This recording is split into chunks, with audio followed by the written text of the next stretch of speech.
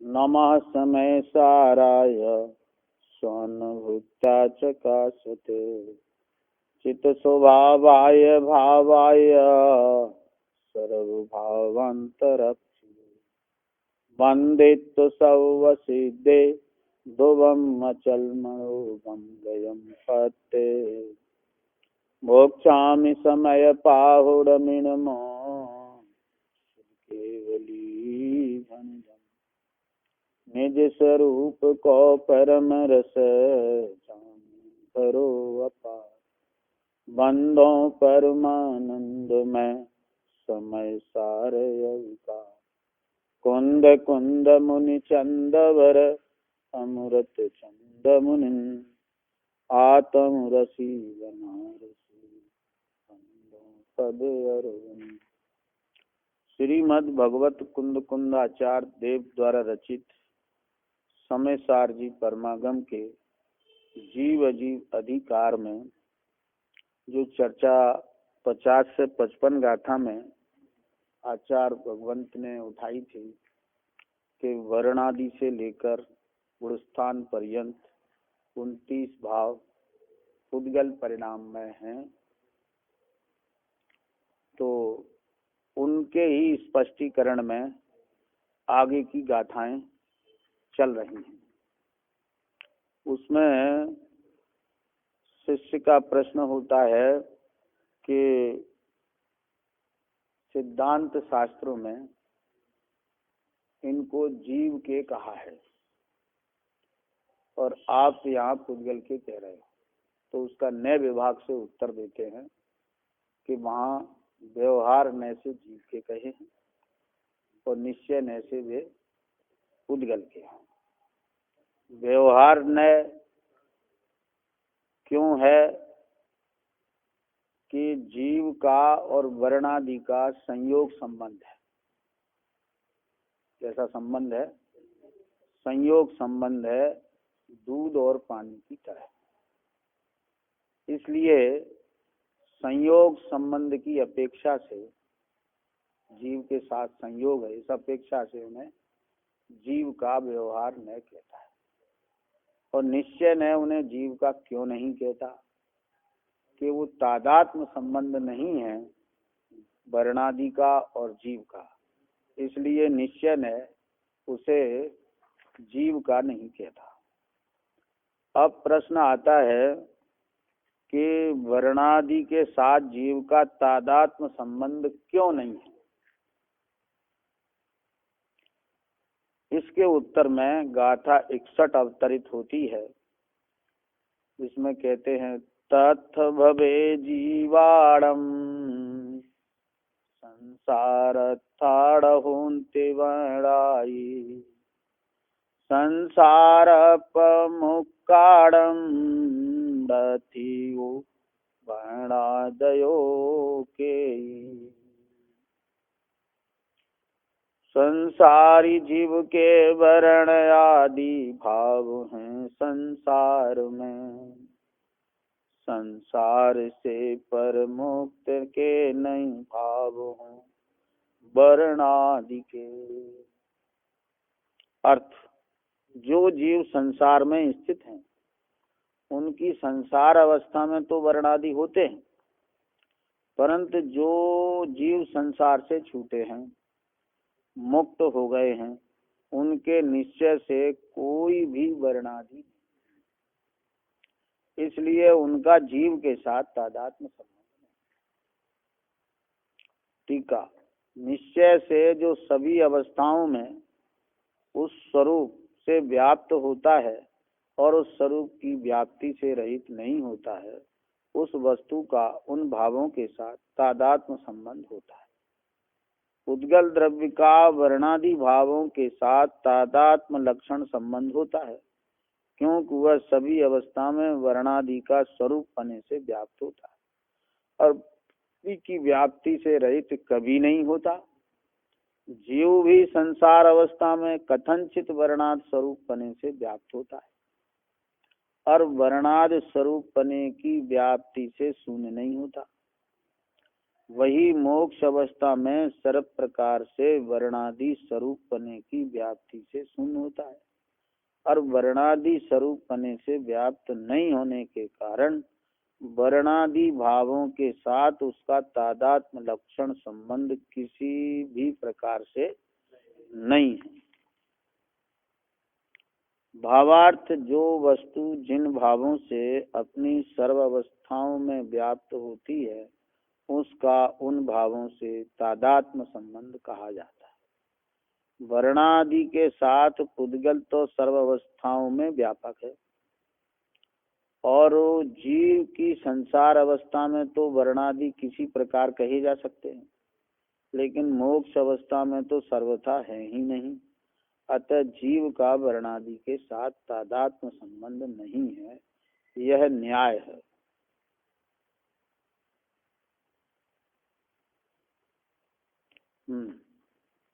इस गाथा में कहते हैं कि जो जीव संसार में स्थित है, माने यहाँ जीव को दो प्रकार से लिया, एक संसारी जीव और एक मुक्त जीव। तो जो जीव संसार में स्थित हैं उनकी संसार अवस्था में तो वर्णादि होते हैं, परंतु जो जीव संसार से छूटे हैं, मुक्त हो गए हैं, उनके निश्चय से कोई भी वर्णादि नहीं है, इसलिए उनका जीव के साथ तादात्म्य संबंध नहीं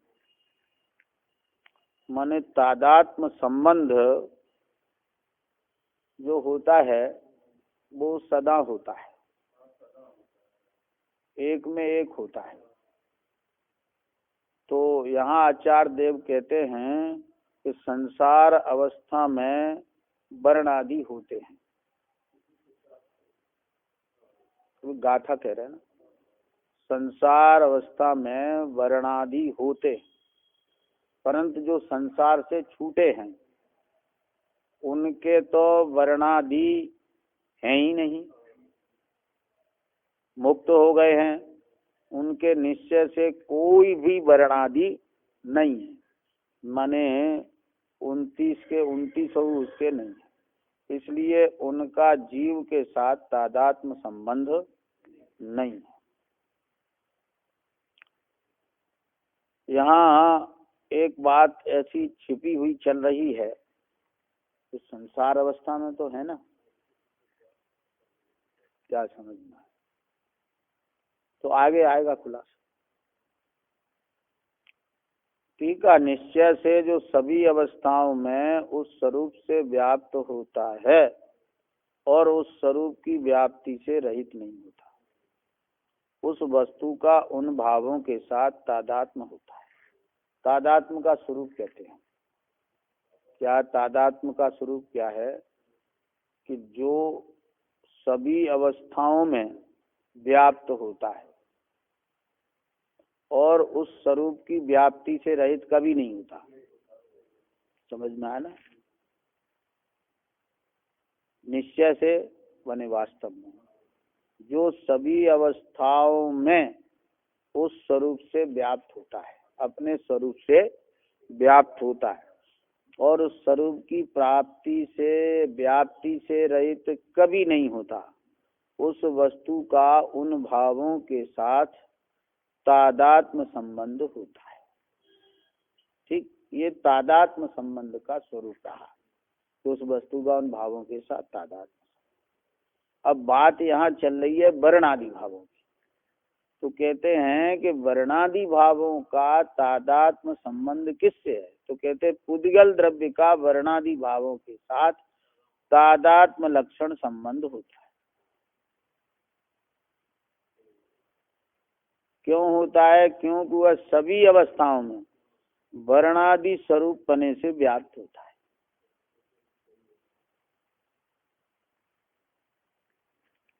क्योंकि वह सभी अवस्था में वर्णादि स्वरूप पने से व्याप्त होता है। कौन? पुद्गल। और वर्णादि की व्याप्ति से रहित कभी नहीं होता। क्या समझना?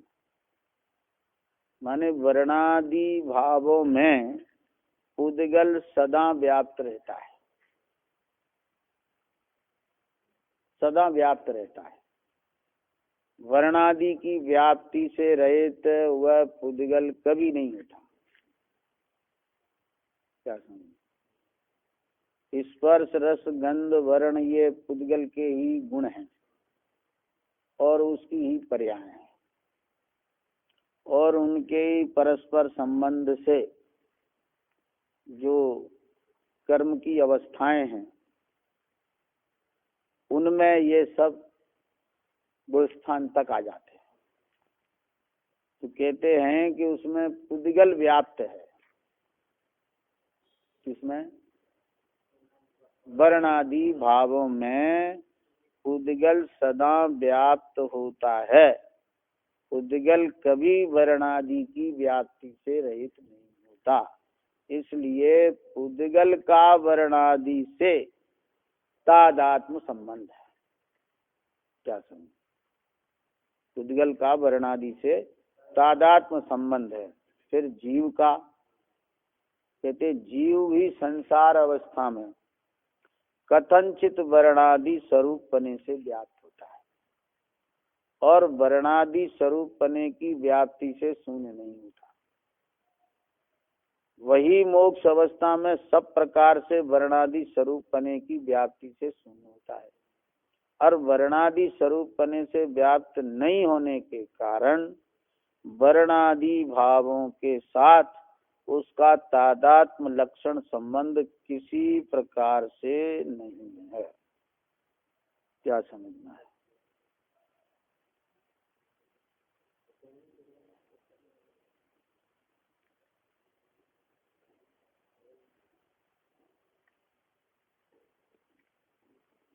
क्या कहते हैं? पहले ये कहते हैं कि संसार अवस्था में कथनचित, कथनचित का अर्थ क्या हुआ?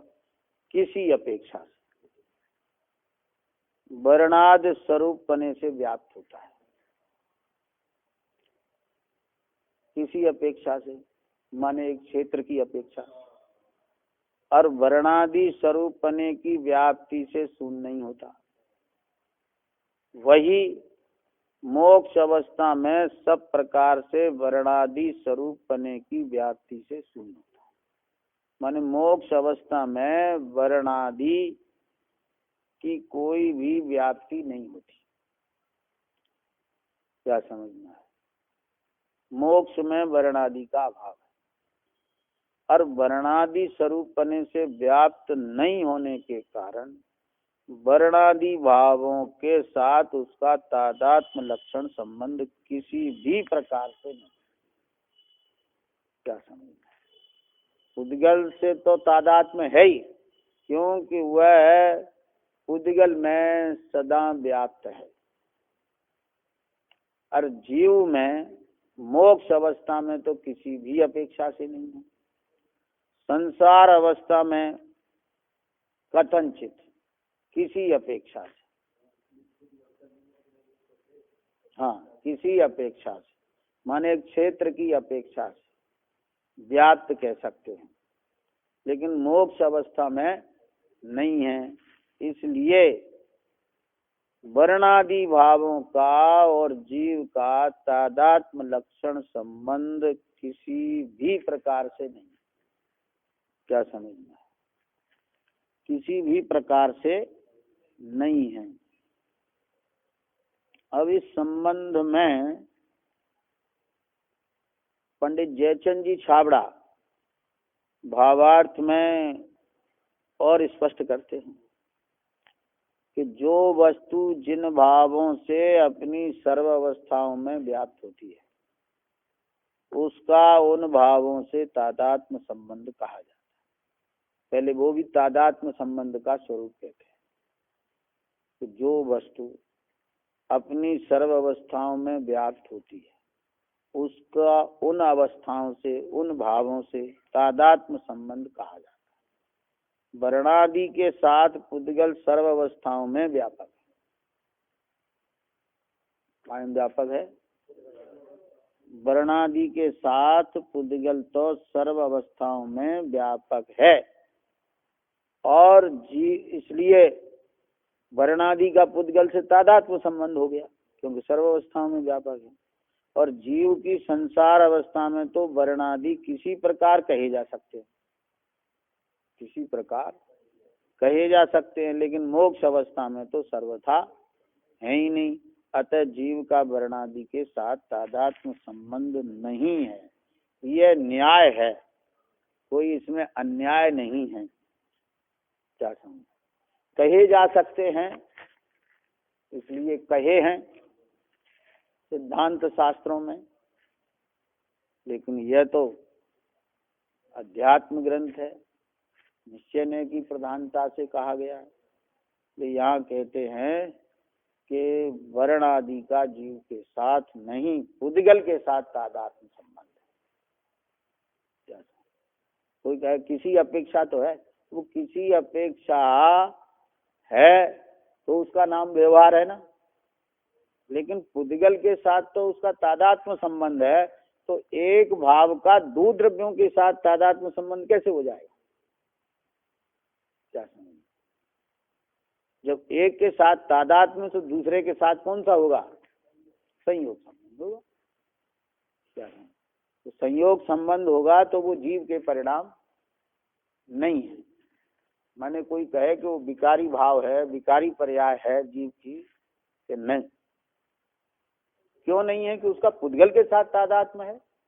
विकारी भाव का जीव के भाव का पुद्गल के साथ तादात्म्य संबंध हो ही नहीं सकता है, और पुद्गल के साथ तादात्म्य संबंध है तो वह जीव का हो ही नहीं सकता है। अब आगे, यदि कोई जीव का वर्णादि के साथ तादात्म्य है ऐसा मानता है तो मिथ्या अभिप्राय है। तो मिथ्या अभिप्राय क्या है, उसका क्या दोष है, यह बताने के लिए गाथा 62 अवतरित होती है।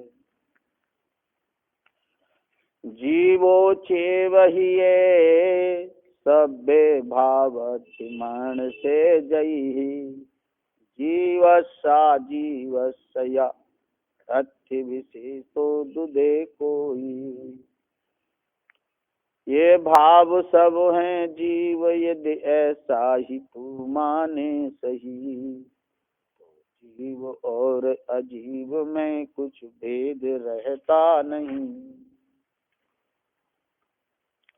अर्थ, यहाँ आचार वर्णादि से जीव का तादाद मानने वाले से कहते हैं, क्या कहते हैं? कि हे मिथ्या अभिप्राय, यदि तू ऐसा मानता है कि सब वर्णादि भाव ही जीव हैं, तो तेरे मत में जीव और अजीव में कुछ भी विशेष अंतर नहीं। क्या समझ? ठीक है। जैसे वर्णादि भाव अनुक्रम से प्रकट होने वाली, आविर्भाव अर्थात उत्पन्न होने वाली, और तिरोभाव अर्थात नष्ट होने वाली उन व्यक्तियों अर्थात पर्यायों के द्वारा पुद्गल द्रव्य ही को अन्वय रूप से प्राप्त करे, पुद्गल द्रव्य ही का तादात्म्य स्वरूप विस्तारित करे, उसी प्रकार ये वर्णादि भाव अनुक्रम से आविर्भाव और तिरोभाव को प्राप्त होने वाली उन पर्यायों अर्थात अवस्थाओं के द्वारा जीव को अन्वय रूप से प्राप्त करके जीव का वर्णादि के साथ तादात्म्य स्वरूप विस्तारित करते हैं, ऐसा जिनका अभिप्राय है, उनके अनुसार शेष अन्य द्रव्यों से असाधारण वर्णादि स्वरूप पुद्गल द्रव्य का लक्षण जीव के द्वारा अंगीकार करने पर जीव पुद्गल में अंतर नहीं होने का प्रसंग आता है, जिससे पुद्गल द्रव्य से भिन्न जीव द्रव्य के स्वरूप का अभाव हो जाने पर जीव द्रव्य का अभाव होता ही है। भावार्थ, जैसे वर्णादि पुद्गल द्रव्य से तादात्म्य स्वरूप हैं, वैसे ही यदि वे जीव से भी तादात्म्य स्वरूप हों तो जीव और पुद्गल में कोई भेद नहीं रहे, तब जीव का भी अभाव हो जाए, यह बड़ा दोष आता है। क्या कहते हैं इस गाथा में आचार्य देव कि वर्णादि से जीव का तादात्म्य मानने वाले से आचार्य कहते हैं, क्या कहते हैं? कि हे मिथ्या अभिप्राय, क्या तू वर्णादि से जीव का तादात्म्य मानता है तो तेरा अभिप्राय मिथ्या है। यदि तू ऐसा मानता है कि सब वर्णादि भाव जीव हैं, तो तेरे मत में जीव और अजीव में कुछ भी विशेष अंतर नहीं रहा। अगर तेने वर्णादि भावों को जीव माना तो फिर जीव में और वर्णादि में कुछ अंतर नहीं रहा, फिर जीव और पुद्गल एक हो गया। टीका में कहते हैं, जैसे वर्णादि भाव अनुक्रम से प्रकट होने वाली, आविर्भाव अर्थात उत्पन्न होने वाली, और तिरोभाव अर्थात नष्ट होने वाली, माने वर्णादि भाव अनुक्रम से उत्पन्न होते हैं, उसको कहते हैं आविर्भाव अर्थात उत्पाद। हाँ, नहीं, भाव प्रति समय अपने परिणामों से उत्पन्न होता है, वो उत्पन्न होने का मतलब है उत्पाद, आविर्भाव।